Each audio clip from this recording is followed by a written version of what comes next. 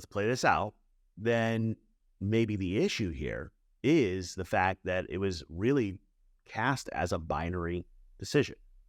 Economic man and loving woman. I mean, I'm simplifying, but that's kind of where she went. Yep.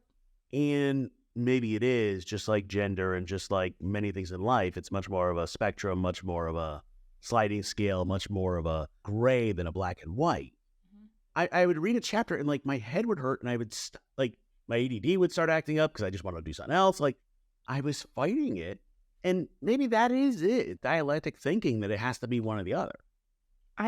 That is the big thing that I got out of it was it really felt like it was trying to push this idea that it had to be one or the other. I was like, it doesn't have to be. Everybody is capable of doing domestic work. Everybody is capable of working different jobs. And the idea that we're only in our jobs and doing those things out of love, well, no, absolutely not. I don't know anybody who's only doing their job because of love. There are some people who maybe are like, yeah, I'm working to fund whatever, but that is not because they inherently just love their job. If they're working to fund a specific idea, we even talk through this with clients. We'll say, okay, you want to keep working when you can retire? Then we need it to say your work is paying for whatever else or helping donate to whatever else. It's not just love, and it's also not just the self-interest of getting more money. Welcome to the Childfree Wealth Podcast, hosted by Bri and Dr. J, certified financial planner. Here we discuss life and finances as it relates to being child-free. This podcast is for educational and entertainment purposes only. Please consult your advisor before implementing any ideas heard on this podcast. Hey, Childfree Wealth listeners, we are back in the book club. And this one, Bri picked. So we're talking about Who Cooked Adam Smith's Dinner. And it's by Katrine Marçal, or how do you pronounce her name? I think it's Katrine Marçal. I messed it up, definitely. But here's the thing. I fought with this book nonstop. I've been fighting with this book for about a month. And I'm going to be honest, I didn't finish it. Like, I breezed through most of it. I fought with it. Bri, you picked this. I know. So, help me. This was overly hyped. I saw it on Instagram. Somebody had suggested it and said it was really good. And now I'm like, oh, God, this was a terrible recommendation. Okay, so at least I'm not wrong. Like, okay, yeah. I mean, I love reading. Okay, in general, love reading. And this talks about history. I love history. It talks about finance. I like finance. It's talking about equity. I like that. Like, the pieces together, I like didn't like individually, but once, like, I was reading a review of it, and it said, like, this is, you know, a book for a writer's writer. I'm like, no, I write books. This is not what I agree. Like, okay, I did read the reviews yesterday for listeners. We were talking about this, and I was like, I gotta try and finish it. So I was up till 1 a.m. last night, like, forcing myself to finish this book. And as I read them, I, like, go through and write notes, different things. I have so many book titles written down here because every time there's a book, I'll, like, write it down. I think I just read more about book titles than anything in this.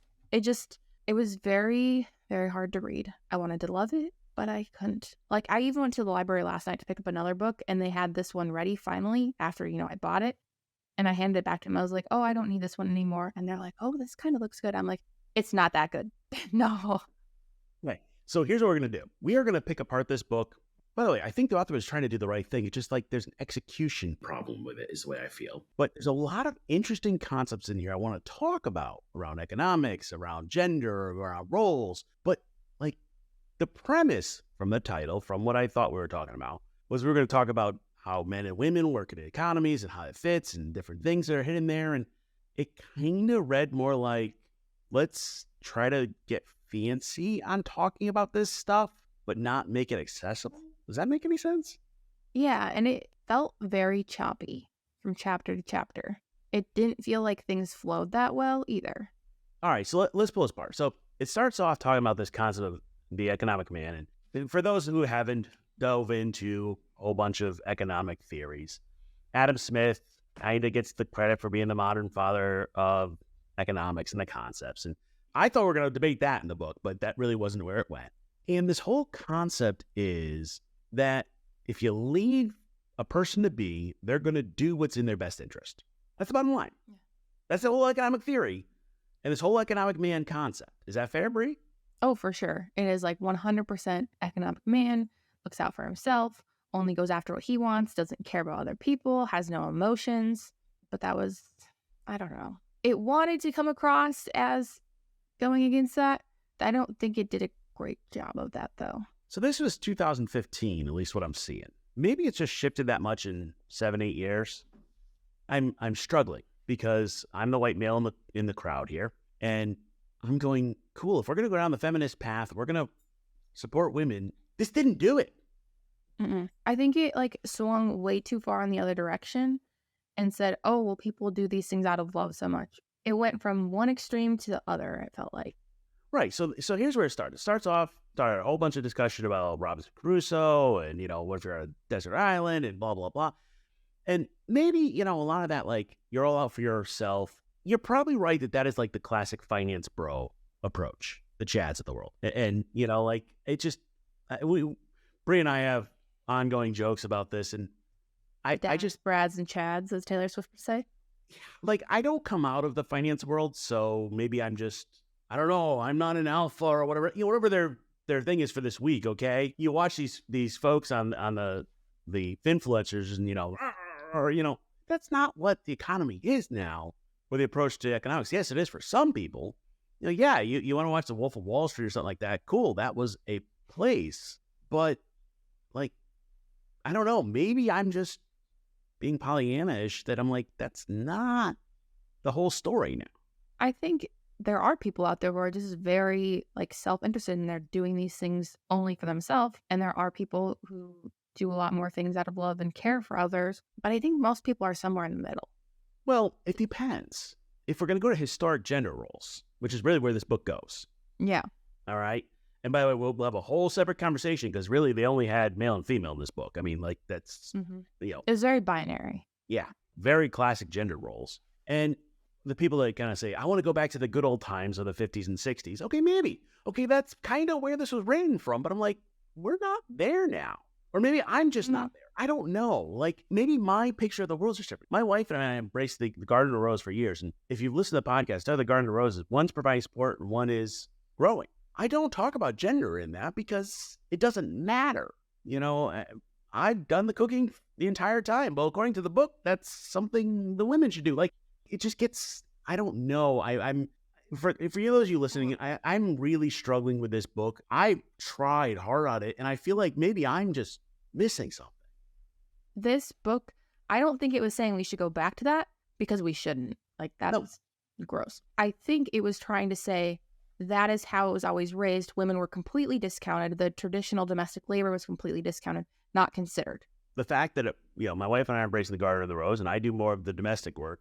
What does that mean in this author's eyesight? Because that's what I'm, there's just these norms that are there that I have trouble with. She's saying, like, that needs to be considered. She's not saying that, at least from what I took out of it, not saying that we should be going back to those. She's saying, hey, we need to recognize that domestic work is important, is valuable, and this whole notion that it is just free and easy to do is complete bullshit. Because it is. Well, I'm with you, but here's the thing. She is back in the, hey, we've got a couple, they're married, mixed gender, and they have kids. Mm-hmm. So the pronatalist bias, I don't know what the term is for couple bias, but I mean, there probably is one that I don't know. Like, it's all built in there, and that doesn't match the world we're living in now. That's where, like, she's like, we need to measure it differently. And I'm with you, by the way, the whole concept of jobs. There's actually some really good data that if you want to get further ahead in your job, you need to have a support role at home somehow. Whether you pay for them or it's a spouse or like there's just too much going on in life, that just has to get done. The question of how does it get valued? How does it get measured? And then like, okay, if eyeing everything she's saying, she never talks in there about what happens if you're single. Mm-mm. She talks about Florence Nightingale, which I don't think Florence Nightingale ever got married, but she doesn't talk about it in the fact of this was very much like, let's not discount the work that women do. Let's not say that their jobs should be paid lower because they're quote unquote caring jobs. And this one part, I wrote this down because it really kind of pissed me off a little bit. There was a section in there, and when it was talking about Florence Nightingale, it said nurses are noble and important, so it shouldn't pay. Yet the opposite logic is applied to, quote, men's work. It's important and should pay well. So it's talking about teachers and nurses and how those are, quote unquote, caring jobs. They're typically women because women were taught to be in those positions. And now, yes, things are changing, which is good. But she's talking about how like this really hadn't changed yet. And women are paid lower and just those jobs in general are paid lower. Which is not true right now, because I'll tell you right now, nurses after COVID many of them have gotten more respect, more money, more time. I mean, there's been a huge shift. I would be careful about that. There are places where they are very not treated well, and I've seen that. Oh, I didn't say treatment. I meant money, treated and money though. Those can go together. Well, still, yeah. Then you'll have people that are doctors saying the same thing. They are being. There's a whole healthcare problem. Okay, that's a separate. We're not gonna answer that problem. What I'm struggling with is if the argument of the book, which was pretty consistent about we need to value the other work, then we're still saying there's gender roles around it. Yes, there is still gender roles considered. But have you seen the tradwife movement? Yes. Yeah, that is a big thing. Like, even how I grew up was very traditional like that. And I'm 26 years old. Like, I know as soon as I go back, whenever I visit, I'm going to be put in that very gendered role. I'm the one cooking. I'm the one cleaning. I'm doing all of that. So to then say, well, this isn't happening anymore. It's still happening. It's not right that it's happening, but it is still happening. It needs to be valid. It needs to be respected. And it doesn't matter what gender should be doing it because men and women and non-binary people, everybody is equally capable of doing this work. I'm with you, and it should be respected, and it should be appreciated. What I challenge is she's trying to push the discussion, but it feels like it's pushing too much back towards the traditional roles and expectations.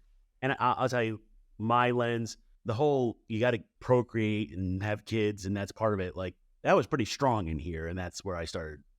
Okay, you said that, and I was like trying to go through. I was like, I did not really see that. Like, this is where you go in the beginning on the foundational components. She's talking about, hey, as soon as a woman is getting pregnant, it would impact on work, and it was an expectation that's built in there. This is that lens you look through it, and that just might be my lens. I don't call that out. Yeah, I think you tend to pick up those things more than I do, and I'm just kind of like, okay, yeah, I recognize that there are things, and it doesn't really get me as upset as it does. That's okay. Like, my problem with this book is, by the way, I think the economy's messed up. This constant growth concept, not good. This idea that we're all in it for ourselves, I don't agree. Like, there's core principles of economics I don't agree with, and I don't know if they all apply or they're real or not. And should we all have equal roles, be able to manage, be respected? I 100% agree on all of that. It was just the way it was approached in this book that I had issues with. And I'm still struggling to put my finger on it. The whole thing felt like it was trying to get to a point, and I do think it did bring a point, but it was trying to push this idea that people are motivated by love and love alone and not self-interest. I think that both things can be true, and I don't think that it did a good job of showing that. And instead, it was just like, well, if everything's by love, we should all value that the same. But I don't even agree with that basic premise. So let's play this out. Then maybe the issue here is the fact that it was really cast as a binary decision. Economic man and loving woman. I mean, I'm simplifying, but that's kind of where she went. Yep. And maybe it is just like gender and just like many things in life. It's much more of a spectrum, much more of a sliding scale, much more of a gray than a black and white.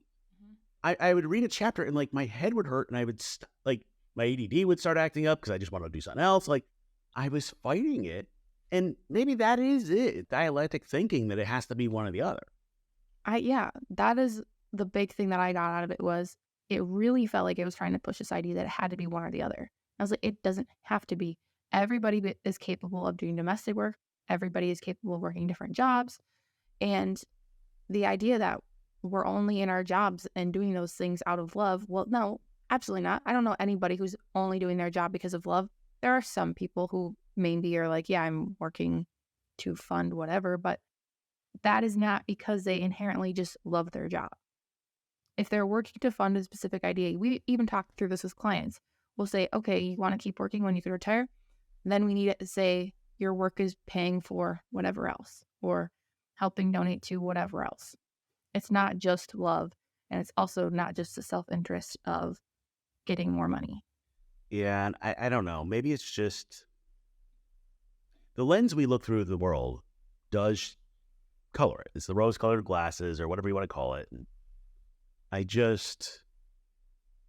I would like to take the premise of this book. Maybe this should be Bri's homework. Take the premise of the book and flesh it out as a true reflection of the wide variety of people. And we can talk about how economics is not helping certain groups and how it advantages others and how we need to measure it differently or respect it differently. But it's more of a gradient. I'm all for all the history in there, like all the discussion, good stuff. But like, I don't know, maybe this is like almost like something on social media where like they're saying it black and white so people fight it. Yeah, I could definitely see that. And I think there were just so many different things and different references. And she's like, well, this part from this section, it almost felt like a book with a homework assignment.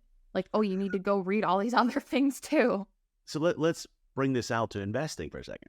So if we follow the theories of where they're going here, economic man is all about what's in their best self-interest. Well, then is it in people's best interest to invest in ESG funds? Or is that a loving thing to give back to the environment and, you know, Mother Earth and everything she was talking about in there? It's both. It's not black and white.